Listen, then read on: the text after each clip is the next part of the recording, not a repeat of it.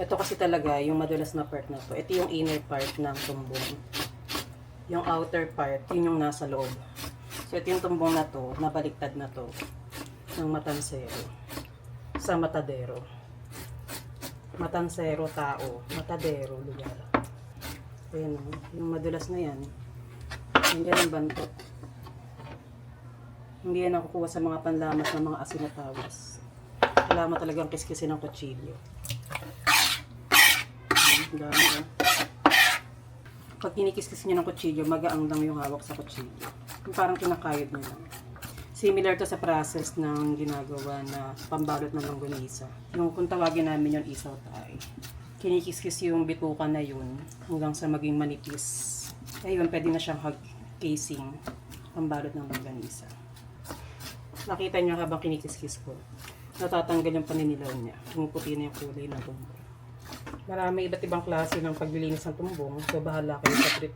Ako, trip ko, kinikis-kis ko yung madulas na yan.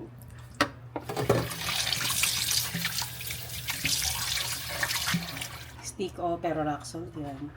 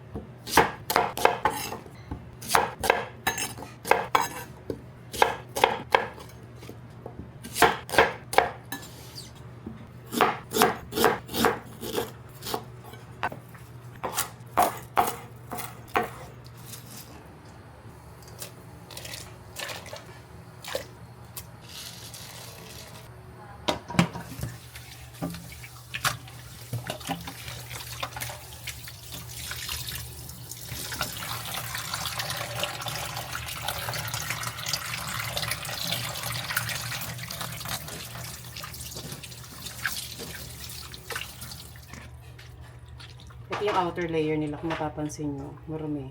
Bakit marumi? Kasi yung pinagbaklasan ng minudensya or ng laman loob, marumi din. Kaya kung gusto nyo malinis, pwedeng kayo magbaliktad ng tumbong. So, baliktarin natin muna. Ayan. Kapag tinanggal yung tumbong sa laman loob ng baboy, ganito talaga itsura niya. Ito yung labas. Yung madulas na parte, ito yung loob. Nandyan yung dumi. Gawin natin, tanggalin natin yung mga itim-itim na yan. Dahil pag kinain mo yan, parang lupa yan. Literal na lupa. Yan yung dumi ng pinaglapagan sa katayan. Pero kung gusto niya may black-black na parang paminta yung tumbong nyo na ganyan, push. Ayan, nalinis ng ating mga labada. Wala nang paminta. Pwede na natin ulit baliktarin. Pag magbabaliktad kayo dun sa pinakamalaking bilog, para hindi kayo mahirap magbaliktad. Ayan, mas madali siyang baliktarin.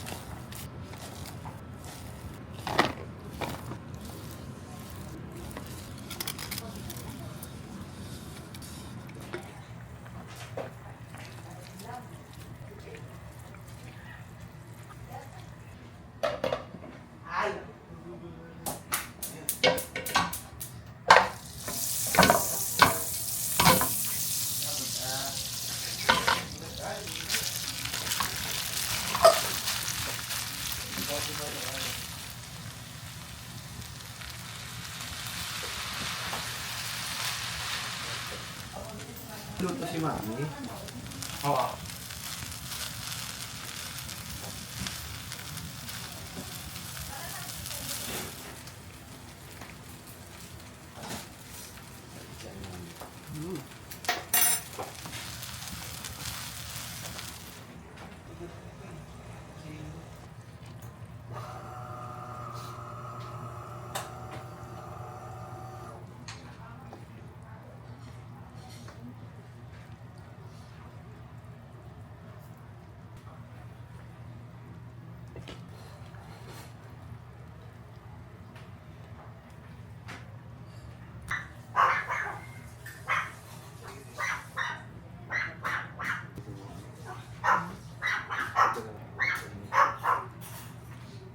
Malala.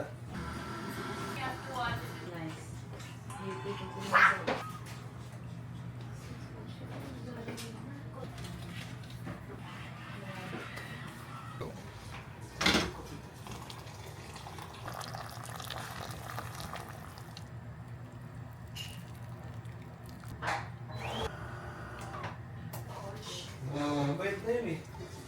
Hindi pala ko yun.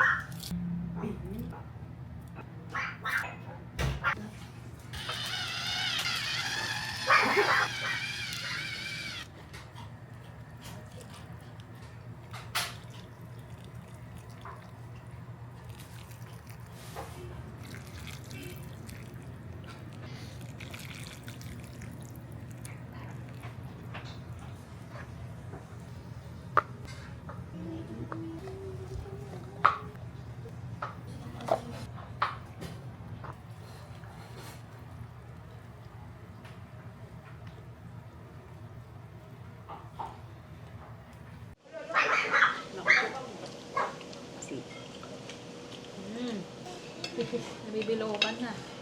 Nililaw ko na sa sobrang sarap. Super lambot. Malasa ang sabaw pero hindi malansa. Hindi amoy. Tumbong.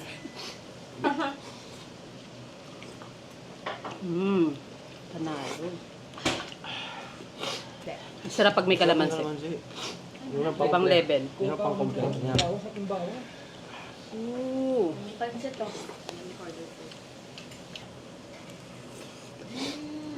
Pinakaiba mo na.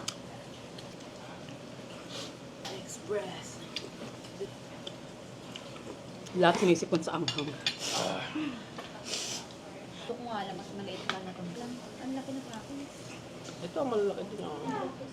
Okay, may bonus na adobong tumbong si ate. Ngam. Hindi ko pa. Pangisaw.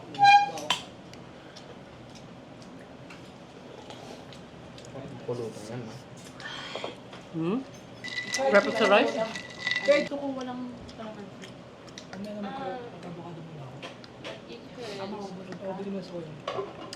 Ano nagkakupis? Hindi, katabi.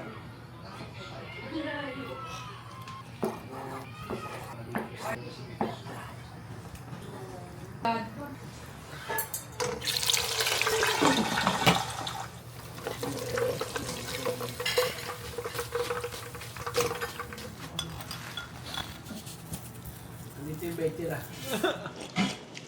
Wana. Daming kamay yun. Oo. Ang sarap na luto yung ganyan.